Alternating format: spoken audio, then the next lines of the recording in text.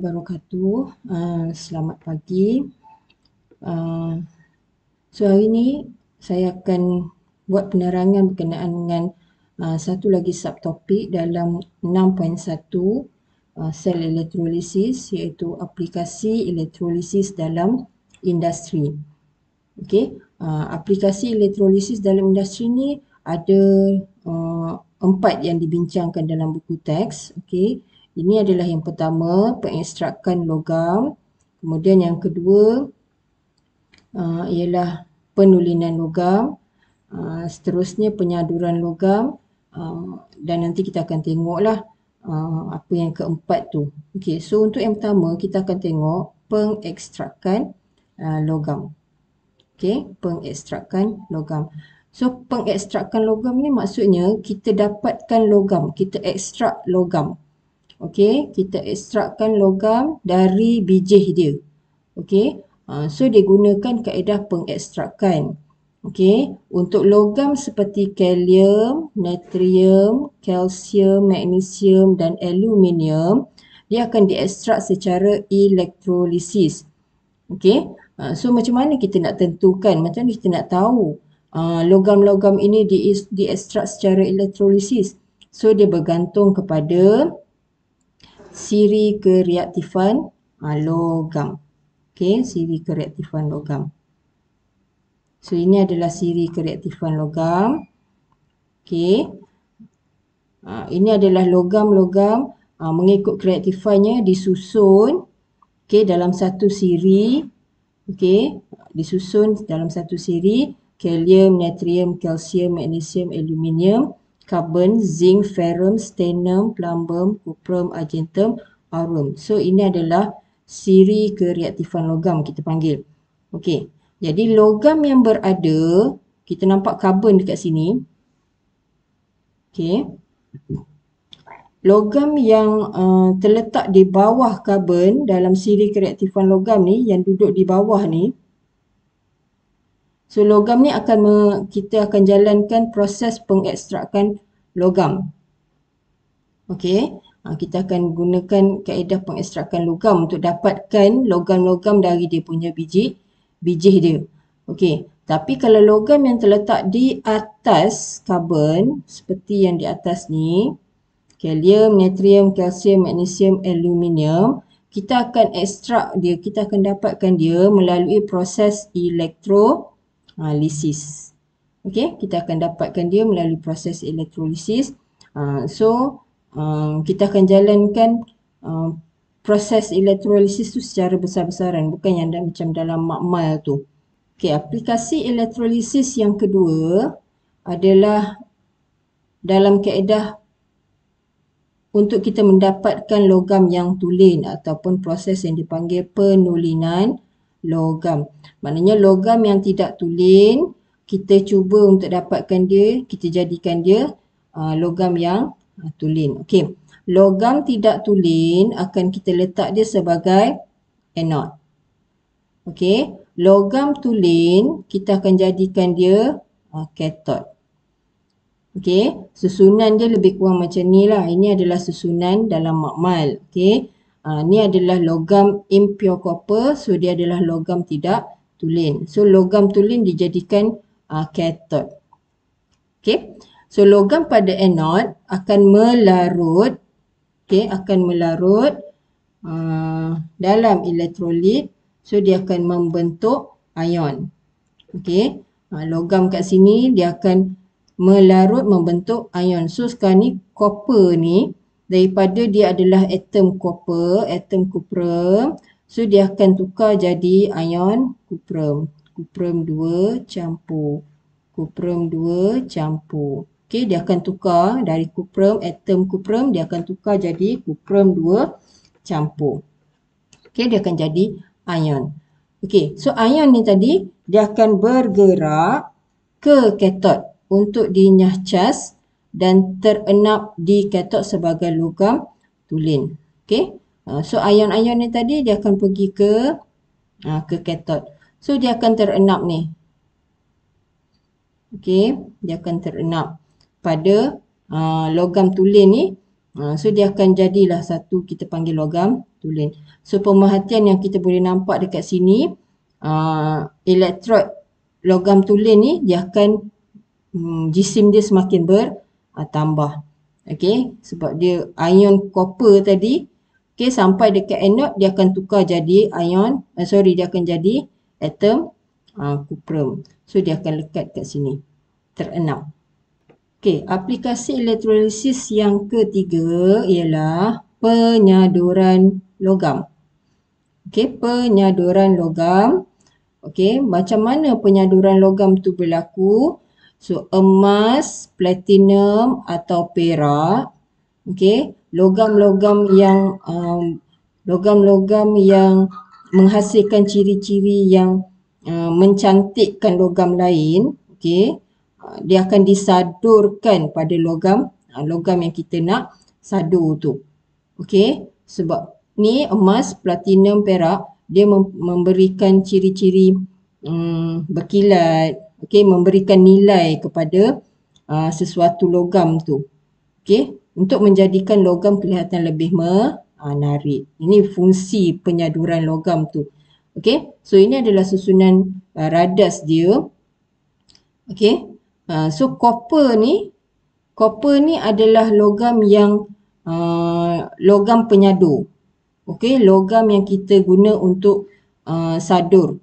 Okey, kunci ni adalah bahan yang kita nak sadurkan. Okey, objek yang nak disadur. Kita letakkan objek yang nak disadur, kita letakkan di terminal negatif ataupun di kathod. Okey, objek yang nak disadur diletakkan di kathod. So, copper ni adalah yang kita gunakan sebagai dia punya penyadu lah.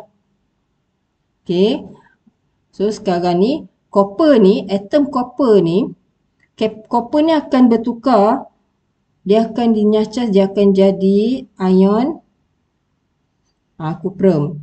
Okey, dari atom dia akan jadi ion kuprum. Kemudian ion kuprum di anode ni tadi akan pergi ke kathod dan dia akan tukar kepada atom kuprum. So atom kuprum ni dia akan sadur ni. Dia akan mula menyelaputi kawasan yang terendam ni. Okey, dia akan mula menyadur kawasan yang ni, yang akan terendam ni dia akan mula menyadur. So dia dilapisi dengan lapisan kuprum. Okey, dia akan mula melapisi lapisan ni, objek ni, kuprum akan mula melapisi. Okey, so dari ion kuprum pada anode, okey, asalnya dia adalah atom kuprum. So dia jadi ion kuprum. So bila dia pergi ke kathod, dia akan bergerak ke kathod, dia akan tukar dari ion kuprum kepada atom kuprum. So atom kuprum ni akan menyadur objek yang nak disadur tu. Dalam gambar rajah ni kunci ni. Okey. Aplikasi elektrolisis yang terakhir, okey, aplikasi yang digunakan yang menggunakan teknik elektropenggumpalan. Okey, teknik elektropenggumpalan ni digunakan dalam pengolahan air sisa. Okey, untuk merawat air sisa. Air buangan lah. Okey, merawat air sisa. So dalam teknik elektropenggumpalan, dia mengaplikasikan dua proses elektrolisis. Okey, mengaplikasikan dua proses. Okey, yang pertama ialah elektrolisis dan yang kedua ialah penggumpalan.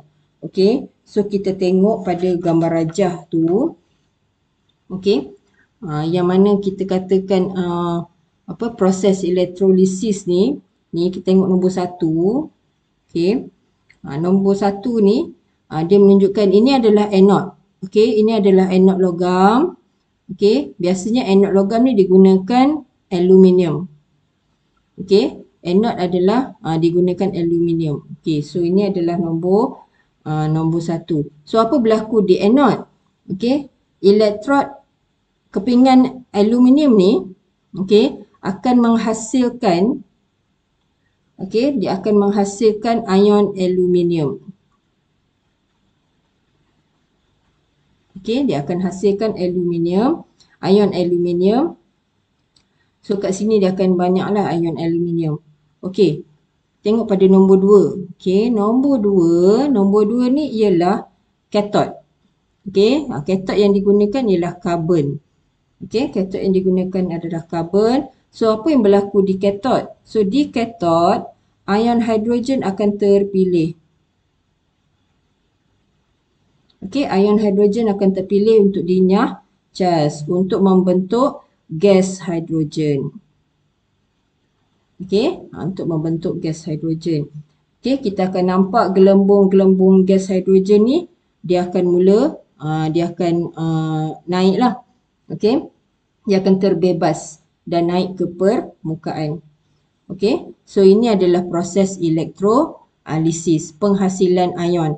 Di anode akan terhasilnya ion aluminium. Okey, di katot ion hidrogen akan terpilih dan menghasilkan gelembung-gelembung gas hidrogen. Okey, kemudian dia akan berlaku proses penggumpalan. Okey, kita tengok nombor 3. Okey, dia akan berlaku proses penggumpalan. Okey, penggumpalan berlaku apabila ion aluminium ni tadi, okey, ion aluminium tadi dan ion hidroksida, okey, ion aluminium dan ion hidroksida ni bersama-sama dengan bahan pencemar dalam air sisa. Okey, ni bahan pencemar ni. Okey, bersama-sama bahan pencemar dalam air sisa dia akan bergabung. Ion aluminium, ion hidroksida, okey, dan bahan pencemar dia akan bergabung dan menghasilkan gumpalan. Okey, dia menghasilkan gumpalan. So gumpalan ni dikenali sebagai flux. Okey, ataupun flock. Okey, so ni dia membentuk gumpalan. Okey, ion aluminium, ion hidroksida dan juga bahan sisa tu dia gumpal membentuk flock. Okey, kemudian flock ni tadi dia akan terperangkap dalam gelembung gas hidrogen.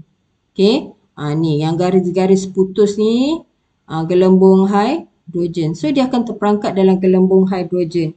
Okey, yang terperangkap dalam gelembung hidrogen ni akan dibawa naik ke permukaan. Okey, flux terapung dalam gelembung gas hidrogen. So yang terapung ni nombor 4 ni. Okey, yang terapung ni yang terperangkap dalam gelembung-gelembung gas hidrogen tu dia akan bawa naik ke atas. Okey, tapi yang tidak terperangkap dalam gas hidrogen macam ni dia akan turun ke bawah dan terenap. Okey, dia terenap di dasar. Okey, so berlakulah dua lapisan yang boleh yang boleh kita buang lah.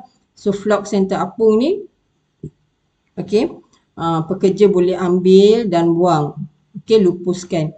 Kemudian yang di bawah pun dia akan mendap ke dasar lah.